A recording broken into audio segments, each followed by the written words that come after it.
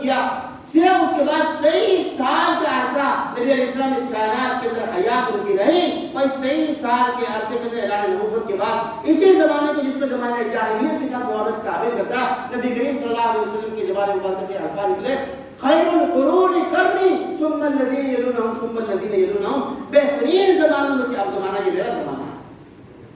پھر اس کے بعد میرے بعد جو آنے والے افراد خلفائے راشدین، وہ زمانہ ہے حضرت امیر معاویہ رضی اللہ تعالیٰ عنہ، حضرت مرتضیٰ رضی اللہ تعالیٰ عنہ، حضرت عثمان بن عفان رضی اللہ عنہ، عمر بن خطاب رضی اللہ تعالیٰ عنہ، ابو بکر صدیق رضی اللہ تعالیٰ عنہ۔ یہ وہ افراد تھے نبی کریم صلی اللہ علیہ وسلم کی صحبت کے بدولت آدھی دنیا پر اسلام کا پرچم انہوں نے لہرا دیا، آدھی دنیا پر اسلام کا پرچم لہرا دیا انہوں نے۔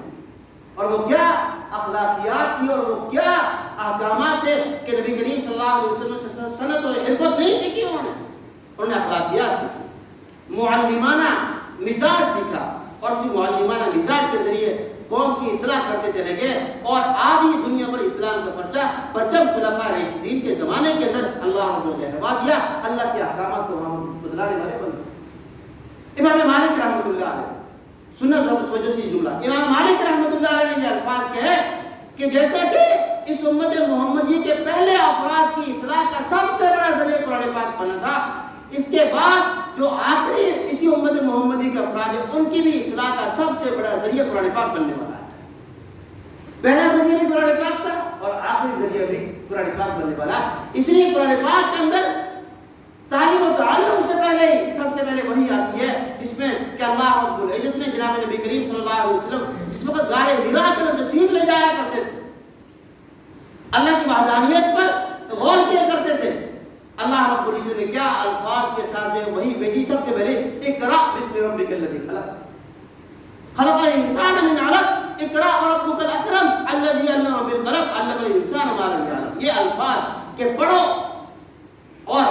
اگر پیغمبر نے نبی علیہ السلام نے فرمایا کہ میں پڑھا ہوا نہیں ہوں میں بگاڑی، پھر بھی کہا جاتا ہے اقرأ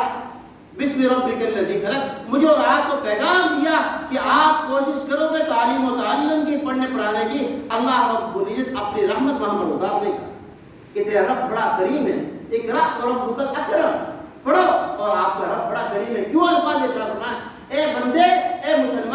مسلمان بچے، کوشش کرنا، مسلمان نوجوان کوشش کرنا، تیرا کام ہے، برکت ڈالنا مجھ رب کا کام ہے، کوشش تم کرو گے میں رب اس کے اندر برکات عطا کروں گا۔ اقرأ وربک الاکرم الذی علم بالقلم، سیکھنا سکھانا، پڑھنا پڑھانا، اسی کے ذریعے قومیں ترقی کرتی ہیں۔ اور آج بھی دنیا کے اندر جو اقوام کے اندر ترقی یافتہ اقوام کہلاتی ہیں، ہم تو ترقی پذیر ہیں، عرصہ دراز سے ترقی پذیر ہیں، اسلام کے نام پر حاصل کی اس دھرتی کے اندر ناعاقبت اندیش افراد نے اس طرح کی یہاں پر آئین سازیاں، قوانین بنائے، اس کے اندر بعض افراد نے کہ اس پر پھر عملداری بھی نہ ہونے کے برابر ہے، جس کی وجہ سے آپ آگے کھٹا ٹوپ اندھیروں کے اندر اپنی زندگی گزار رہے ہیں۔ سیالکوٹ کا پرسوں ترسوں کا واقعہ آپ نے موٹر وے کا سنا ہو، وہاں پر ایک خاتون جو اپنے بچوں کے ساتھ رات کو اپنے سفر پر نکلی ہے، اس سفر پر نکلنا چاہیے تھا، رات کو اس اندھیرے کے اندر یہاں پر اس علاقے کے سی پی او نے بحث کی ہے، اس رات کے سفر کے لیے نہیں نکلنا چاہیے تھا۔ آپ مجھے بتلاؤ، کسی کو ضرورت ہو ناگزیر ہو جائے نکلنا تو پڑتا ہے، 24 گھنٹے کے اندر، رات کا کوئی بھی وقت ہو، دن کا کوئی بھی وقت ہو، یہ بات ٹھیک ہے کہ اس کو نکلنا نہیں چاہیے تھا، لیکن آپ جو ہے مورد الزام اس عورت کو نہیں ٹھہرا سکتے، اس کو ہوگی بہت ضرورت رات کی اس پہر کے اندر نکلنا، اپنے 3 بچوں کے ساتھ موٹر وے پر جب جاتی ہے تو وہاں پر پیٹرول کے ختم ہو جانے پر وہاں پر رکتی ہے، تو ناعاقبت اندیش درندے اور ظالم افراد اسی پاکستان کے وہ ظاہر باشندے ہوں گے، وہ درندہ صفت اور بھیڑیا صفت افراد انہوں نے گاڑی کا شیشہ توڑ کر کے اس خاتون کو باہر نکال کر اس کے ساتھ بدکاری کا ارتکاب کیا۔ ہمارے پاکستان کے اندر یہ ہوا، زینب کا واقعہ، ثانیہ صاحبان، یہ سارے کے سارے آج کل کے ایام کے اندر یہاں پر چل رہے ہیں۔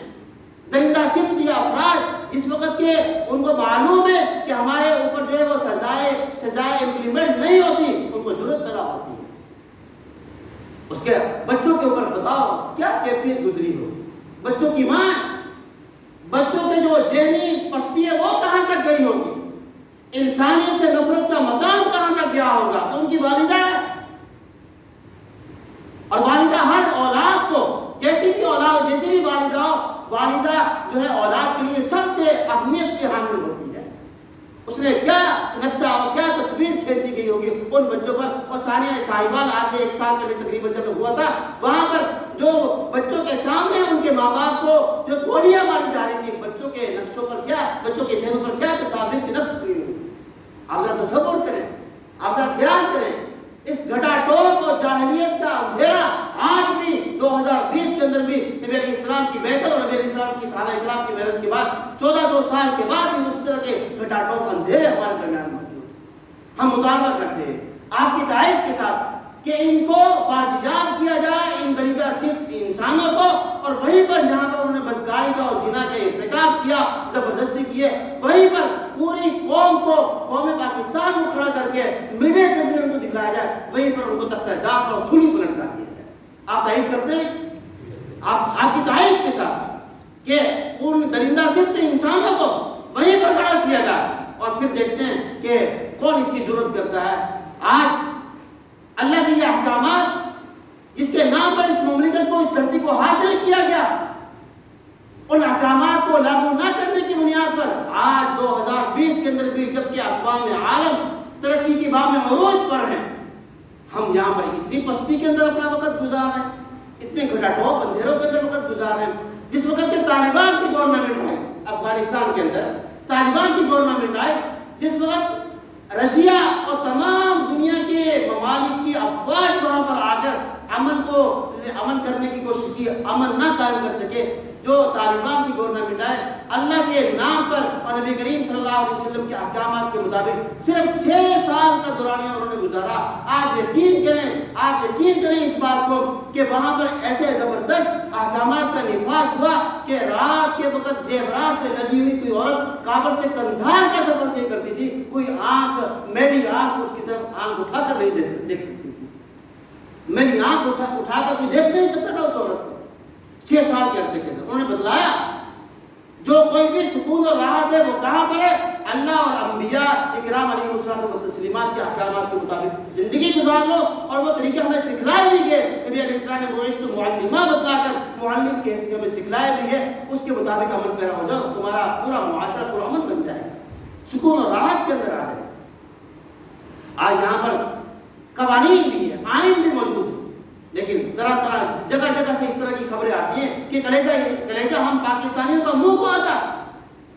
کہ یہاں پر یہ کیا معاملہ چل رہے ہیں، یہ کیسے افراد، یہ کیسے درندہ ہیں ہماری صفوں کے اندر، ہماری گلیوں کے اندر، ہماری سوسائٹی کے اندر کس طرح درندہ صفت انسان یہاں پر موجود ہیں کہ بچیاں، چھوٹی چھوٹی بچیاں، زینب ایسی بچیاں، ان کو جو ہے وہ درندگی کا نشانہ بنا کر کھیتوں کے اندر اور نہروں کے اندر ڈال دیا جاتا ہے، دریاؤں کے اندر ڈال دیا جاتا ہے. ان پر اللہ رب العزت قہر فوراً نہیں ٹوٹتا ہے. آئین کا امپلیمنٹ ہونا چاہیے اور وہ قرار باقی سزا آئین سے ہٹ کر اگر تو کہے کہ انسانیت کی خلاف ورزی کسی کو سریعان پھانسی دینا، ایسا نہیں، بلکہ یہ غیر معمولی واقعات کے لیے فیصلے بھی غیر معمولی ہونے چاہیے. وہیں پر کھڑا کر کے جنہوں نے اس کے ارتکاب کیا ان کو قانون کے دائرے کے اندر لے کر انویسٹیگیشن کریں. جب جو ہے ان پر جرم ثابت ہو جائے، فرد جرم عائد ہو جائے، ان کو وہیں پر کھڑا کر کے پھانسی اور تختہ دار پر لٹکا دیا جائے. اگر آپ نے اس سوسائٹی کو پرامن بنانا ہے، اس سوسائٹی کو خوبصورت بنانا ہے، تو میں آپ کے سامنے یہ رکھ رہا تھا کہ زمانہ جاہلیت سے آغاز ہوا اور زمانہ جاہلیت سے مقام صحابیت تک کس طرح یہ افراد پہنچے ہیں. اور گاندھی نے یہ الفاظ کہے، کانگریس کو خطاب کر رہا، انڈیا کا جو مشہور اندرا گاندھی ہے، گاندھی یہ الفاظ کانگریس کے ارکان کو خطاب کرتے ہوئے کہہ رہا ہے، اگر تم یہ چاہتے ہو کہ ہندوستان کو تم ڈیلیور کرو، ہندوستان کی عوام اس کی رعایت کی تم خدمت کرو، تو تمہیں اسوہ حسنہ پر چلنا ہوا کس کے؟ ابو بکر صدیق رضی اللہ عنہ، عمر بن خطاب رضی اللہ عنہ کے جنہوں نے اپنے ان حالات کے اندر بھی کس طرح ڈیلیور کیا. تو وہ سیکر پیغمبر اسلام محمد رسول اللہ سب کے دو آپ صلی اللہ علیہ وسلم ان کے ذریعے سیکھ کر انہوں نے قوم کو ڈیلیور کیا اور پورے معاشرے کو پرامن بنایا. آج بھنگ کی کاشت کا آغاز کر دو ریاست مدینہ کے اندر اور بھنگ کی گلاس پیو اور سکون بڑا ملتا ہے. اس طرح کی بات ہے کہ اس نشہ آور اشیاء کی بہتری کرنے کے لیے ہندوؤں کا ایک جو ہے وہ ایک لیڈر یہ الفاظ کہتا ہے، جو کوئی بھی انسان کو نشے کے اندر مبتلا کر دینے والی شراب وغیرہ ہے، اس پر میں چاہتا ہوں کہ وہ سزا جو کہ اسلام کی سزا ہے اس کے مطابق ہماری ہندوؤں کو بھی وہ سزائیں دی جائے۔ وہ یہ کہہ رہا ہے ہم اپنی قوم کو ایسا ایسا نشے کی طرف لے کر جا رہے ہیں۔ ایک آرڈر پر امیر المومنین حضرت عمر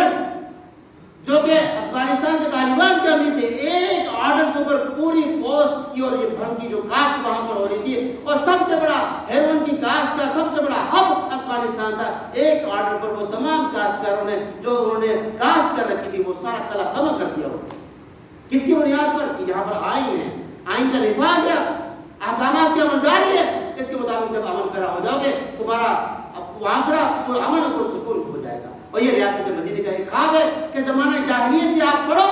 کہ کہاں سے آغاز ہوا اور مقام صحابیت تک کس طرح پہنچے۔ میں نے اس کے درمیان میں کہ انبیاء کی بعثت کا مقصد جو ہے اپنے افراد کو، اپنی قوم کو علم دینا ہوتا ہے، اس کا میں نے آغاز کیا اور مقام صحابیت تک کس طرح پھر یہ شخصیات پہنچی ہیں، یہ مضمون ابھی تھوڑا سا باقی ہے۔ انشاءاللہ اس مضمون کو اگلے جمعے کے بیان میں اس کو مکمل کروں گا۔ دعا ہے کہ اللہ پاک ان باتوں کا فہم نصیب فرمائے۔ دعا کو دعوانا الحمدللہ رب العالمین۔